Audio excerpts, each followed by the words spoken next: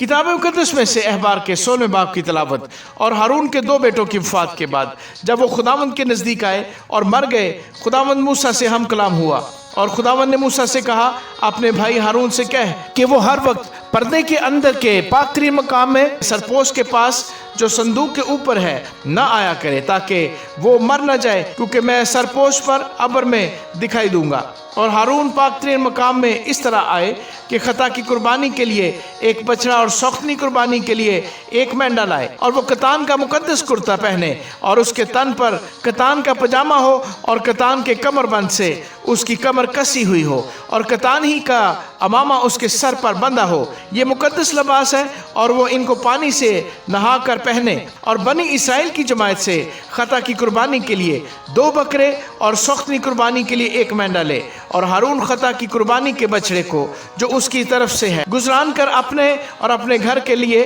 کفارہ دے۔ پھر ان دونوں بکروں کو لے کر ان کو خیمہ اجتماع کے دروازے پر خداوند کے حضور کھڑا کرے، اور ہارون ان دونوں بکروں پر چٹھیاں ڈالے، ایک چٹھی خداوند کے لیے اور دوسری عزازیل کے لیے ہو، اور جس بکرے پر خداوند کے نام کی چٹھی نکلے اسے ہارون لے کر خطا کی قربانی کے لیے چڑھائے، لیکن جس بکرے پر عزازیل کے نام کی چٹھی نکلے وہ خداوند کے حضور زندہ کھڑا کیا جائے، تاکہ اس سے کفارہ دیا جائے، اور وہ عزازیل کے لیے بیابان میں چھوڑ دیا جائے۔ اور ہارون خطا کی قربانی کے بچڑے کو جو اس کی طرف سے ہے آگے لا کر اپنے اور اپنے گھر کے لیے کفارہ دے، اور اس بچڑے کو جو اس کی طرف سے خطا کی قربانی کے لیے ہے ذبح کرے، اور وہ ایک بخوردان کو لے جس میں خداوند کی مذبح پر کی آگ کے انگارے بھرے ہوں، اور اپنی مٹھیاں باریک خوشبودار بخور سے بھر لے، اور اسے پردہ کے اندر لائے، اور اس بخور کو خداوند کے حضور آگ میں ڈالے، تاکہ بخور کا دھواں سرپوش کو جو شہادت کے صندوق کے اوپر ہے چھپا لے، کہ وہ ہلاک نہ ہو۔ پھر وہ اس بچڑے کا کچھ خون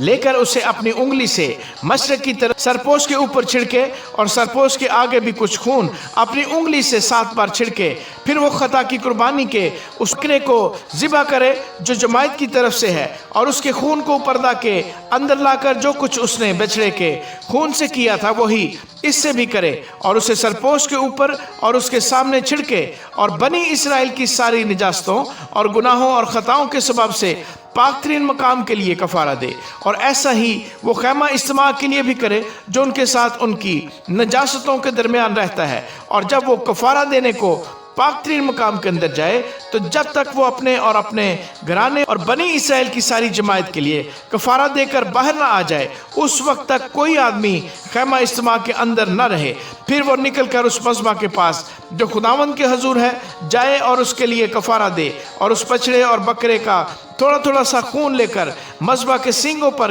گردا گرد لگائے، اور کچھ خون اس کے اوپر 7 بار اپنی انگلی سے چھڑکے، اور اسے بنی اسرائیل کی نجاستوں سے پاک اور مقدس کرے۔ اور جب وہ پاک ترین مقام اور خیمہ اجتماع اور مذبح کے لیے کفارہ دے چکے تو اس زندہ بکرے کو آگے لائے، اور ہارون اپنے دونوں ہاتھ اس زندہ بکرے کے سر پر رکھ کر اس کے اوپر بنی اسرائیل کی سب بدکاریوں اور ان کے سب گناہوں اور خطاؤں کا اقرار کرے، اور ان کو اس بکرے کے سر پر دھر کر اسے کسی شخص کے ہاتھ جو اس کام کے لیے تیار ہو بیابان میں بھجوا دے، اور وہ بکرا ان کی سب بدکاریاں اپنے اوپر لادے ہوئے کسی ویرانے میں لے جائے گا، سو وہ اس بکرے کو بیابان میں چھوڑ دے۔ پھر ہارون خیمہ اجتماع میں آ کر کتان کے سارے لباس کو جسے اس نے پاک ترین مقام میں جاتے وقت پہنا تھا اتارے، اور اس کو وہیں رہنے دے۔ پھر وہ کسی پاک جگہ میں پانی سے غسل کر کے اپنے کپڑے پہن لے، اور باہر آ کر اپنی سوختنی قربانی اور جماعت کی سوختنی قربانی گزرانے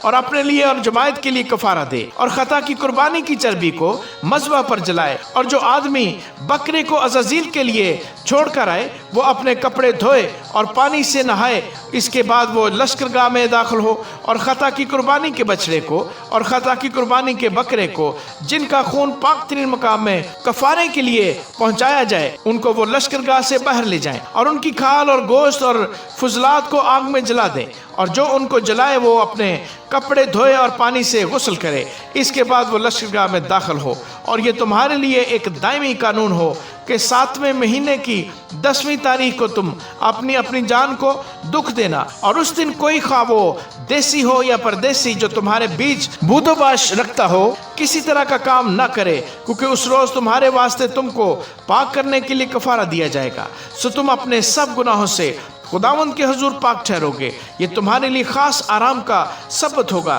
तुम उस दिन अपनी अपनी जान को दुख देना, ये दायमी कानून है। और जो अपने बाप की जगह काहिन होने के लिए मसा और मखसूस किया जाए, वो काहिन कफारा दिया करे, यानी कतान के मुकद्दस लिबास को पहनकर वो मक़दिस के लिए कफारा दे और खैमा इज्तिमा और मस्बा के लिए कफारा दे और काहिनों और जमायत के सब लोगों के लिए कफारा दे। तो ये तुम्हारे लिए एक दायमी कानून हो कि तुम बनी इसराइल के वास्ते साल में एक दफ़ा उनके सब गुनाहों का कफारा दो। और उसने जैसा खुदावन ने मूसा को हुक्म दिया था वैसा ही किया। आमीन।